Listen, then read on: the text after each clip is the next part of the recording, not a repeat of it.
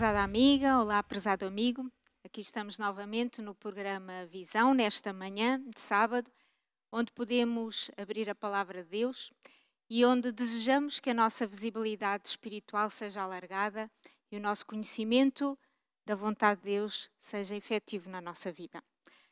Estamos a abrir um novo tema, desta vez o livro de Efésios, e por isso será um início de alguma coisa que vamos conhecer melhor. Aqui estamos novamente com uma querida amiga, Guida, Prazer. a presença recorrente do nosso programa, e por isso juntas desejamos partilhar comentários, ideias que sejam enriquecedores para si, mas também para a nossa vida. Assim será uma compreensão que nos ajudará neste tema que estamos a iniciar, e que abordaremos cartas do apóstolo Paulo e especificamente do livro de Efésios. Mas queremos começar da forma que Deus nos possa inspirar. Por isso, querido amigo, onde estiver, que possa de uma forma reverente, vamos orar ao Senhor. Querido e amoroso Pai do céu, aqui estamos neste momento para podermos abrir a palavra de Deus, para podermos compreender aquilo que Tu tens reservado para nós. E neste tema novo, que já nos deixa com alguma curiosidade, Senhor, que na verdade possamos, com a Tua ajuda, com o Teu Santo Espírito, compreender a Tua vontade para os dias que vivemos. Dá-nos, pois, a unção do Teu Santo Espírito e que este seja um momento agradável de partilha, em nome de Jesus. Amém. Muito bem, o apóstolo Paulo foi um homem que escreveu várias cartas, não é? E o livro de Efésios vai nos mostrar um bocadinho da identidade e do papel do reino de Deus e os planos que Deus tem para cada um de nós. Vamos conhecer um bocadinho desta carta de Efésios. Ela não é uma carta muito longa, mas certamente nos trará bastante para descobrir. É um tema abrangente que Paulo vai focar nesta epístola e vai-nos falar de Jesus Cristo, obviamente, da sua igreja. E Paulo passou por vários locais, por várias cidades, como foi esta a cidade de Éfeso, onde fundou igrejas. E então vamos conhecer o autor desta epístola, que é Paulo, conhecer esta comunidade da cidade de Éfeso e conhecer o tópico principal ou alguns tópicos que ele nos quer ensinar. No nosso estudo desta semana, relembramos então o título geral de todo o nosso trimestre, que é Efésios, como seguir Jesus em tempos de provação. Portanto, vamos conhecer um bocadinho da realidade do apóstolo Paulo, já não como Saulo, que parecia que a vida era um bocadinho mais facilitada, mas do apóstolo Paulo. E para qualquer trabalho que nós possamos empreender, é necessário passarmos por etapas, devemos planear várias coisas, e com este grande apóstolo e missionário, ele também colocava nas mãos de Deus os planos da sua vida. Muitas vezes ele direcionava para uma determinada viagem, onde ele queria certamente pregar o Evangelho, mas o Espírito de Deus o conduzia às vezes para outros locais. E ele deixava-se influenciar por isso, não é? Portanto, esta planificação que devemos fazer, mas sempre sob o cuidado e a direção de Deus. Se Deus nos indicar outro caminho, possamos compreender a vontade de Deus. E no plano de Deus, para a salvação da humanidade, para a nossa própria salvação, é bom que neste itinerário e nesta bússola que Deus nos indica o caminho, nós possamos estar receptivos e abertos se Deus nos encaminhar para outro local, não é? Então, para abrirmos um bocadinho aqui agora o leque desta epístola, a cidade de Éfeso era certamente uma cidade grande, né, da altura, o epicentro da maioria da economia, portanto era uma cidade emergente, e com também um epicentro muito grande dos deuses gregos e romanos. E vamos esmiuçar um bocadinho este aspecto. A importância de Éfeso era por ser também quase a quarta maior cidade do Império Romano. Percebemos que no Império Romano havia cidades muito, muito significativas e importantes. E agora, o que é que Paulo vai fazer nesta cidade? O que é que ele vai motivar nestes primeiros crentes? É muito interessante também percebermos o contexto desta multiculturalidade, porque tínhamos o povo judeu e agora já temos os chamados gentios, e o que é que tudo isto vai certamente nos ajudar na compreensão desta epístola. Então, Guida, pudesses abrir um bocadinho o leque do que é Paulo Evangelista nesta cidade e algumas características da sociedade em si e destes primeiros aspectos. É muito interessante porque diz, quem sabe, que quando nós fazemos uma leitura, devemos procurar entrar dentro da cena e ler a Bíblia procurando ouvir os sons, procurando cheirar o que se estava a passar, procurando ver. E Éfeso era realmente uma cidade, dizem os relatos históricos da época, que tinha cerca, na época em que Paulo lá esteve, tinha cerca de 250 mil habitantes. Ora, Setúbal, onde nós vivemos, pelo último censo, tem 123.496 habitantes. Portanto, metade daquilo que Éfeso tinha. Estamos em 2023. Muito grande, exatamente. Portanto, uma cidade portuária, como Setúbal é, mas era, como tu disseste muito bem, e como nós estamos a viver, se calhar também aqui em Setúbal. Multiculturalidade, cada vez mais. E isso foi um desafio bastante grande para Paulo. Ora, diz-nos aqui no texto da lição 18, Atos 18, 18 a 21, que Paulo passou por Éfeso várias vezes, como Sim. tu há bocadinho dizias, muito bem, mas no versículo 19 de Atos 18 diz: e chegou a Éfeso e deixou-os ali, creio que na segunda viagem missionária de Paulo. Ele entrou na sinagoga e disputava com os judeus. Ou seja, e Paulo era judeu. Ele chamava a atenção do que a palavra de Deus dizia e entrava, e Paulo era um homem que com facilidade e tinha capacidade para isso e pela sua maneira de ser. Com discussões acesas, algumas delas. Era um homem que disputava, ele disputava. E começou a levantar algumas ondas, não é verdade? Por aí fora. Entretanto, ele viajou para aqui, para ali, para lá. Entretanto, voltou a Éfeso outra vez, como vemos no capítulo 19, no versículo 1, voltou a Éfeso. Depois, ele foi muito engraçado que começaram a perceber, até Apolo, que era um colaborador, que as pessoas sabiam muito pouco sobre o Espírito Santo. Tinham sido batizados na água através de João Batista, mas não sabiam o que era isto do batismo do Espírito Santo. Mas pessoas muito convictas, e no versículo 6 nós lemos que Paulo impôs as mãos sobre eles, o Espírito Santo, eles aceitaram o Espírito do Senhor e, como consequência dessa aceitação do Espírito do Senhor, começaram a aparecer obras. E essas obras foram que eles tiveram a capacidade de fazer curas, de fazer milagres. Nem sempre isto tem acontecido ao longo da história, mas o Senhor sabia que para aquele contexto, para aquele local, era importante que isso acontecesse, porque o inimigo tinha manifestações milagreiras, e era necessário que o Espírito do Senhor ali se manifestasse.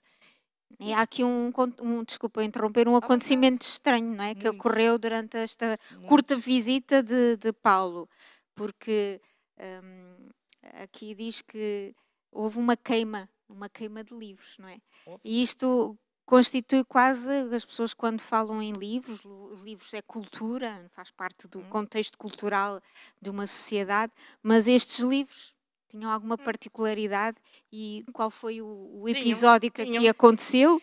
E se nós virmos aqui um bocadinho mais atrás, aqui nos versículos 10, 11, 12, 13, Tudo no livro de Atos, não é?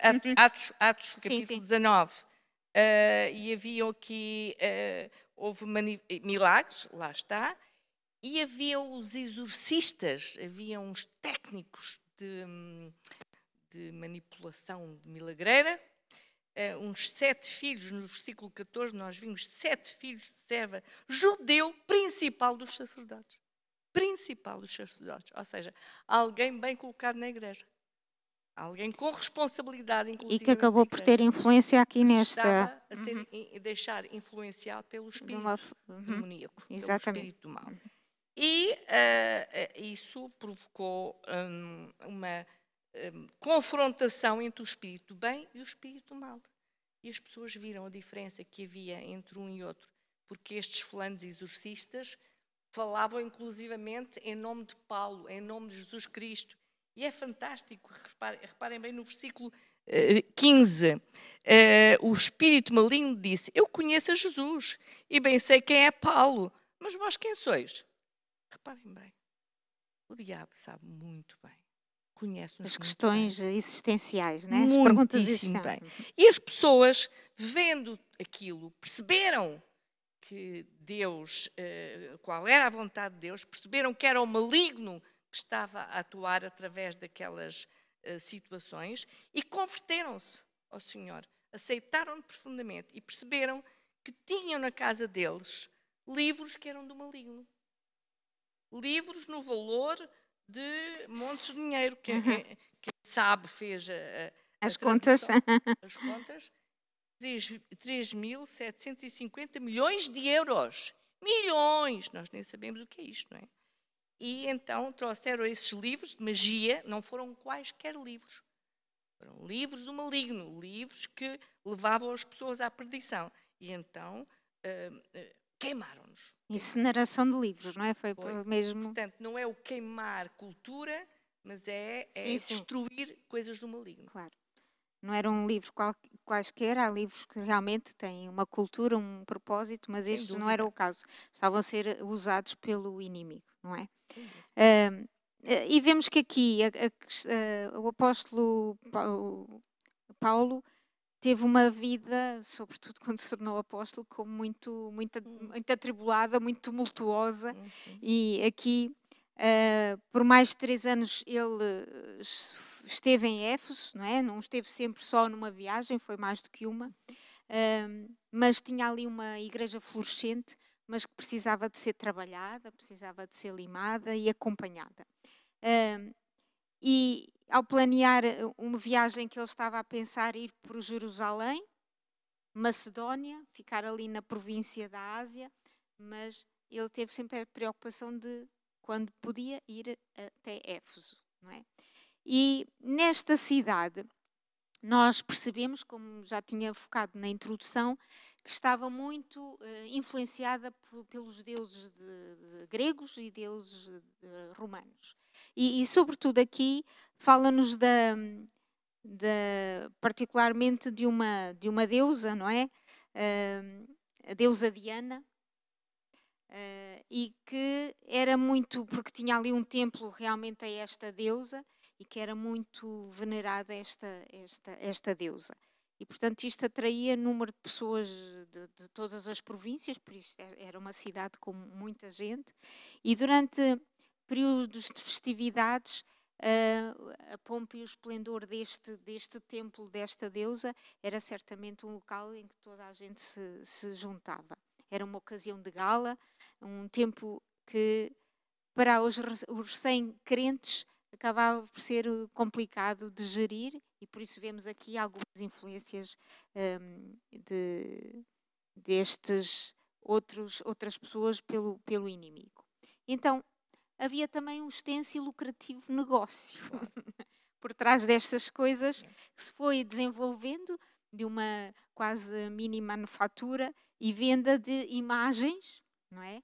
Que eram produzidas, que eram do templo de Diana. E aqui os lucros eram grandes, não é?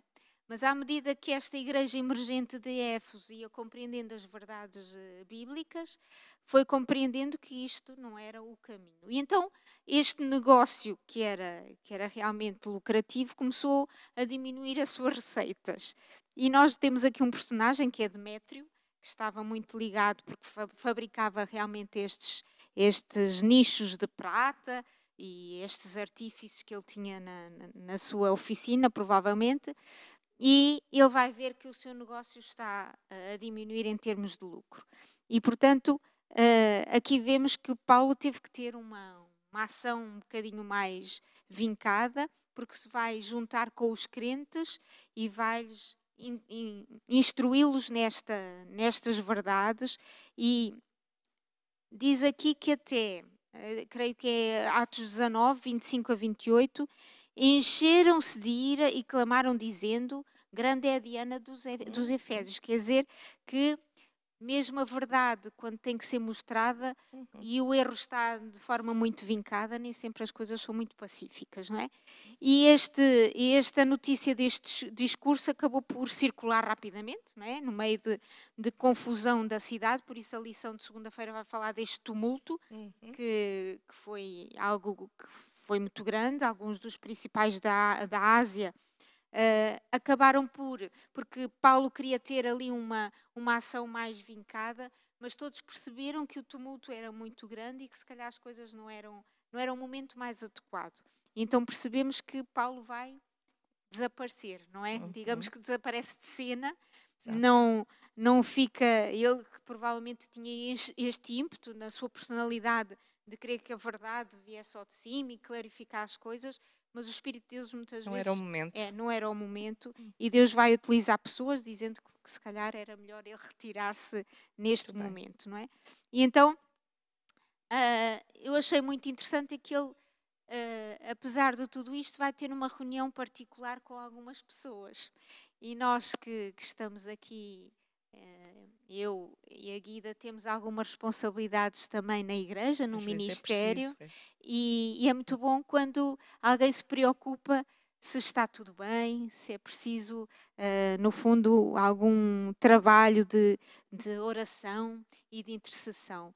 Queres falar um bocadinho neste aspecto aqui que Paulo vai mostrar, sobretudo no capítulo 20 de Atos, não é? Relativamente a um grupo específico, de anciãos, não é? Ele até reuniu os anciãos, exatamente, procurando sensibilizá-los para a importância de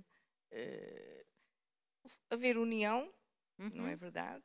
Centralizar as coisas em Jesus Cristo, o Salvador, mas com sabedoria, como disseste, algum trabalho de retaguarda, de oração, de planificação, evitando um bocadinho o confronto, porque as multidões são um perigo. E nós vemos neste episódio, não é? Houve ali momentos de confrontação física. E não for a atitude de um escrivão, não é? Um homem sábio que lá estava e que procurou apelar ao bom senso e tal, as coisas não teriam corrido bem. Nem sempre as coisas são tão pacíficas, não é? Foi necessário haver estas reuniões e procurar acalmar as hostes. Eu se calhar focava aqui o verso 31 do capítulo 20 de Atos, que acho muito bonito. Queres ler? Sim. Diz assim, o capítulo 20 de Atos, versículo 31. Portanto, vigiai, lembrando-vos de que durante 3 anos não cessei noite e dia de admoestar com lágrimas a cada um de vós. Portanto, vemos aqui a preocupação de Paulo, mas sempre a vigilância, a oração, a intercessão com este grupo que acabava por ser um grupo de liderança da igreja, mas também que precisava deste suporte e deste apoio. E não até, se me das licença, procurando clarificar ali um bocadinho, porque, como tu disseste bem, havia ali dinheiro no meio, interesses económicos.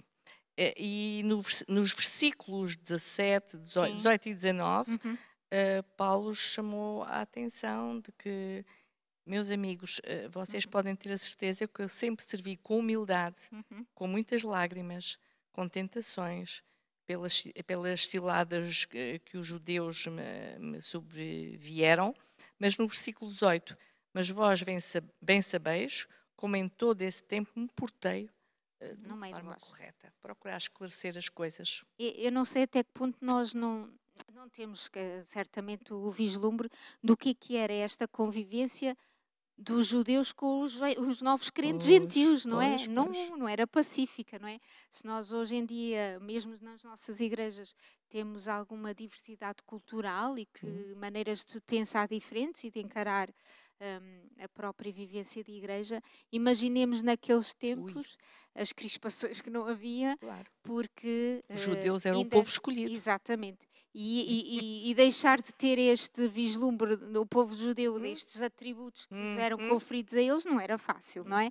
Nem sobretudo encarar os gentios, que Claro. vemos que no ministério de Jesus Cristo, quantas vezes Jesus se aproximou daqueles que eram gentios e que Exato. eram escorraçados e muitas vezes desprezados, mostrando que a salvação vem para todos. Bem. Mas estas animosidades fazem parte do percurso, Fazem, não é? sem dúvida. Mas ainda bem que Deus vai dando sabedoria aos homens para certamente contornar estas situações mais complexas.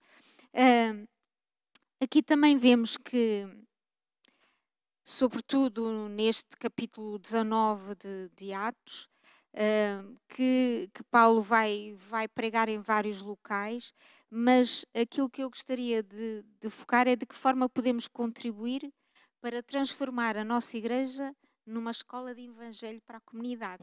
Porque todas as igrejas que Paulo fundou ou que Paulo passava, eu creio que ele tinha sempre esta meta ou este objetivo de que ao sair dali aquilo pudesse ser, hoje em dia nós falamos um bocadinho dos centros de influência, mas as igrejas têm se calhar este papel, não é? Sem dúvida, sem dúvida. Bom, a visão, este programa tem como objetivo também estimular o estudo da Bíblia, dar a conhecer o estudo da Bíblia, mas na nossa igreja nós temos outros meios, outros meios, sim. Nós somos uma igreja que tem 2 escolas. Tem uma escola, tem um jardim de infância, uma creche, e nós temos estas crianças que a quem se fala de Jesus. Temos as famílias destas crianças que acabam por também poder ser influenciadas, não é verdade? Sem dúvida nenhuma. Temos as atividades de jovens, que são um meio fantástico de evangelização, porque depois as crianças vêm da escola, entram nos tições, nos bravadores e podem continuar a aprender sobre Jesus. Temos atividades temáticas, devemos desenvolver e continuar a desenvolver atividades temáticas que interessam às pessoas, como os temas de saúde, como os temas dentre os temas de saúde vários, mas a alimentação é uma coisa que as pessoas têm a família, sem dúvida nenhuma. Temos os pequenos grupos, o estudar a Bíblia em grupos pequenos, as escolas sabatinas filiais. Portanto, são métodos em que a Igreja se pode envolver e deve envolver-se para falar de Cristo, para falar de Cristo a todas as pessoas, sejam homens, sejam mulheres, sejam portugueses, sejam brasileiros, sejam ucranianos, sejam russos, sejam aquilo que forem, e experimentando o amor de Cristo, procurar a unidade, que não é fácil, mas é uma maneira de testemunho fantástico, é as pessoas verem um movimento que proclama a vinda de Jesus, que diz que ama a Deus, na prática, procurar funcionar, mesmo com algumas divergências, porque se nós, como cristãos, compreendermos bem que a nossa cabeça é Cristo, que nós fazemos parte de um todo e que compete-nos, temos uma responsabilidade de falar deste Jesus àqueles que estão à nossa volta. O livro de Efésios fala muito disto. Fala de Jesus Cristo, fala da importância dos judeus e dos gentios, das diferenças, fala do amor de Cristo, fala da unidade, fala do amor, da luz, da sabedoria, dá orientações para a família cristã, etc. E tal. O livro de Efésios é riquíssimo. Esta é a primeira lição, não é? Vamos ter a oportunidade de agora ir desbravando, não é? O mais interessante é que Paulo vai escrever esta carta quando ele não estava propriamente nas condições mais calmas ou mais tranquilas, não é? Ele vai escrever muitas das suas cartas, não só esta, quando estava preso, não é? Quando estava preso. E é muito interessante que este apóstolo, ele, apesar da sua condição difícil, ele continua a ter a sua mente e o seu pensamento nos crentes, não é? Naqueles que estão nas igrejas por onde ele passou e que ele quer que continuem firmes na fé. Portanto, ele está preso, mas o seu pensamento está fora daquelas correntes, daquela prisão. E ele vai explorar muito a questão do Evangelho, como já focaste, nesta comunidade com tantas culturas, com tanta diversidade e com a dificuldade deste relacionamento entre estas diferentes formas de pensar. Mas vamos, ao longo de outras lições, poder ir esmiuçando melhor esta parte de Efésios e aquilo que o apóstolo Paulo nos quer mostrar na sua história de vida e no seu percurso. Agora, um bocadinho a lição de quarta-feira, já se calhar pincelámos um bocadinho, mas é muito interessante a forma como ele começa a carta de Efésios e depois termina. Tem palavras, se em alguns aspectos nós temos do discurso de Paulo alguma admoestação, mas ao mesmo tempo ele também tem o outro lado de um apóstolo, de um líder, com muito carinho, com muita preocupação pelos seus crentes, não é? E mesmo na prisão, ele vai agradecer por ver essa família de crentes a crescer e há aqui duas palavrinhas que ele vai sempre, no começo da carta e no fim, falar. Recordas-te quais são? Graça e paz, não é? Graça e paz, fantástico, não é? fantástico. Grande homem de Deus. É verdade. Grande homem de Deus. Vai falar de graça e paz. Portanto, palavras que nos confortam quando nós queremos buscar alguma coisa que nos tranquiliza, a palavra paz, alguma coisa. E a graça que vem através de Jesus Cristo para nos... E a paz vem muito dessa graça. Dessa não? graça. É uma dádiva, porque não é espontânea nós termos paz, nem desenvolvermos em paz, muito menos estando preso. Exatamente. Seja preso, prisão física, seja prisão de doença, seja prisão de outras circunstâncias emocionais, enfim. Há aqui uma passagem do livro de Atos dos Apóstolos, que Helena White vem-nos um bocadinho ajudar na compreensão da palavra de Deus, que diz: foi por nutrir um espírito humilde e dócil que esses homens alcançaram a experiência que os capacitava a sair como obreiros para o campo da seara. O seu exemplo oferece aos cristãos uma lição de grande valor. Há muitos que fazem apenas pequeno progresso na vida religiosa porque são presunçosos demais para ocupar a posição de aprendizes. Sentem-se satisfeitos com o conhecimento superficial da palavra de Deus.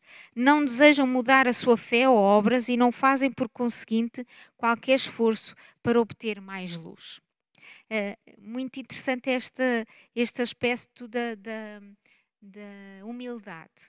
E nós vemos no apóstolo Paulo, se anteriormente era Saulo, que era com uma certa arrogância e presunção, aqui vemos um homem muito humilde e que nos dá uma lição de que ele era um constante aprendiz. Então queria que os seus crentes das suas igrejas também pudessem cultivar esta particularidade, né?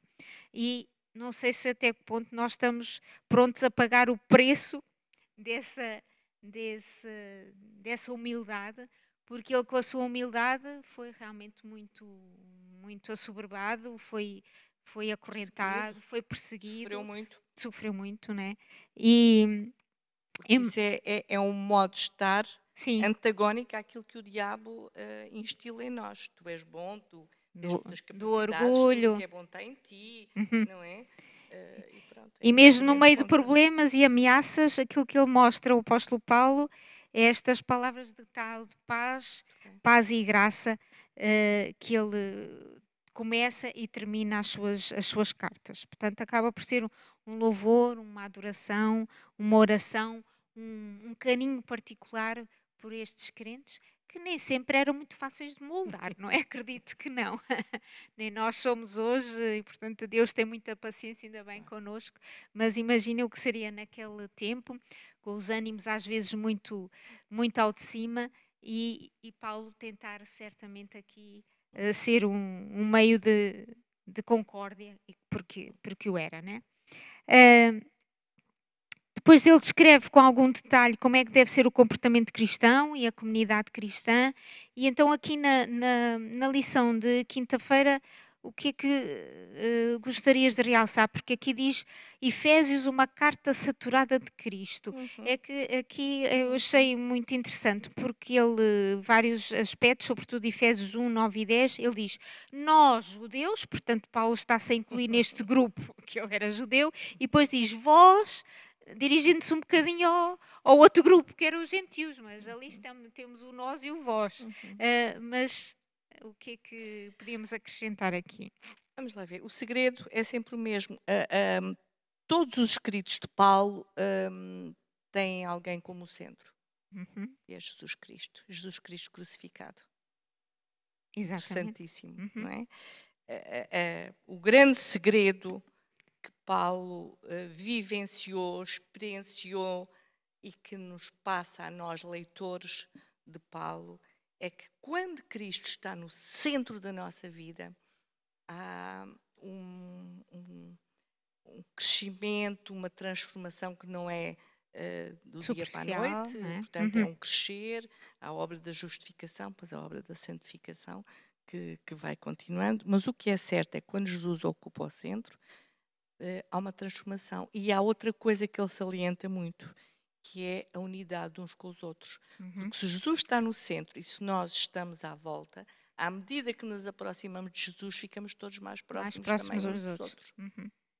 E Paulo diz isso de uma maneira fantástica e com ilustrações interessantíssimas. Eu ia falar das metáforas, não é? Força, querida. É muito bonito sabermos que na Bíblia às vezes temos estas imagens que nos ajudam a compreender melhor as verdades que Deus nos quer demonstrar. E realmente o apóstolo Paulo vai aqui a falar de umas metáforas. Fala de corpo, fala de edifício, fala de uma noiva, não é? Fala de um exército, portanto, tudo realidades que nós conhecemos bem, mas à luz do Evangelho, daquilo que Paulo queria mostrar aos crentes de Éfeso, o que é que estas imagens poderiam ajudar e Paulo, que nos ajudam hoje, não é? Paulo aprendeu com Jesus Cristo. Jesus contava parábolas, né? Histórias. Jesus Cristo, ninguém chegou aos calcanhares dele, mas Paulo foi um digníssimo representante. Porque Jesus falava às pessoas de forma que elas entendiam. Não é? Com as coisas que eram do seu dia-a-dia. Exatamente. E assim era muito mais fácil. Vamos ver Efésios 3:6. Ele diz, uma das ilustrações, quando ele fala da metáfora do corpo, da ilustração da igreja como um corpo, a saber que os gentios são co-herdeiros e de um mesmo corpo e participantes da promessa em Cristo pelo Evangelho. Está a chamar a atenção de que nós somos um corpo. Nós, judeus, gentios, nós, portugueses, brasileiros, moldavos, seja aquilo que for, nós somos um todo. Se Cristo está no centro da nossa vida, no centro do Evangelho, então nós vamos cooperar uns com os outros e aproximamos-nos todos uns dos outros. Somos um corpo, cada um com a sua função. Sim. Os olhos têm uma função, o dedo do pé tem outra. Claro. Mas temos uma unha encravada, ui. O corpo todo sofre. Okay? Precisamos das mãos, precisamos temos das pernas. É uma má qualidade de vida. Pronto. Portanto, nós somos um corpo. É uma maneira interessantíssima de ilustrar. E depois somos um templo, somos um edifício, diversas partes. E depois a noiva. Ai, a noiva é fantástica. A noiva dá pano para a barba. Mas vamos estudar, e eu estou em pulgas para que estudemos, cheguemos lá.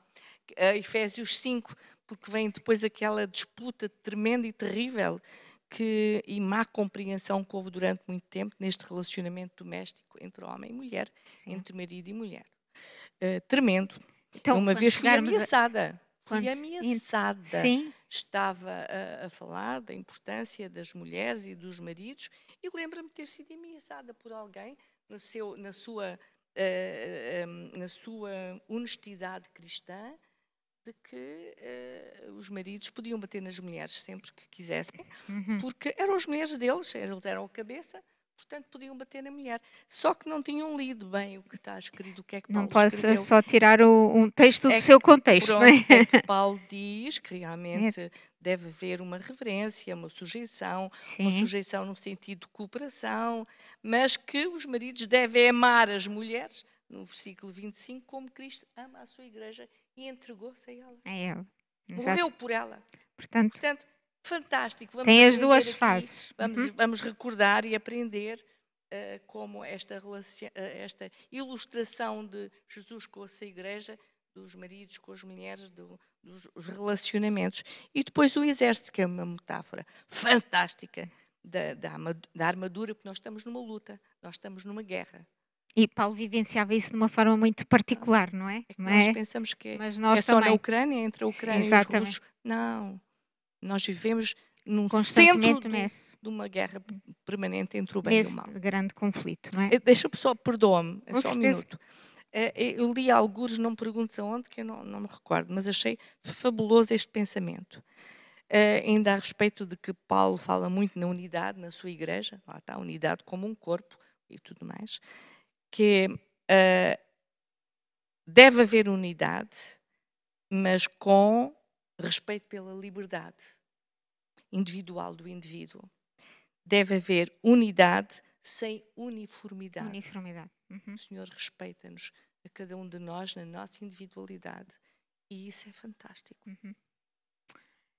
Assim, conseguimos compreender que a Epístola aos Efésios foi escrita aos crentes que necessitavam de instrução, de orientação, uma igreja nos seus primeiros passos, mas eu achei muito interessante porque também vamos agora desbravar um bocadinho algumas pessoas muito importantes, a Áquila e Priscila, Apolo, que foram pessoas que se ocuparam daqueles que estavam a iniciar a sua caminhada da verdade. Assim também cada um de nós, no nosso percurso, devemos ter este cuidado que tinha Paulo e que tinham aqueles que estavam na liderança das igrejas, de podermos estar atentos, cuidar, ajudar com palavras de ânimo, de carinho, de paz e graça a todos os que estamos a fazer a caminhada até ao céu. Por isso terminamos este programa e que a nossa visão espiritual seja alargada, agora com esta nova carta aos Efésios.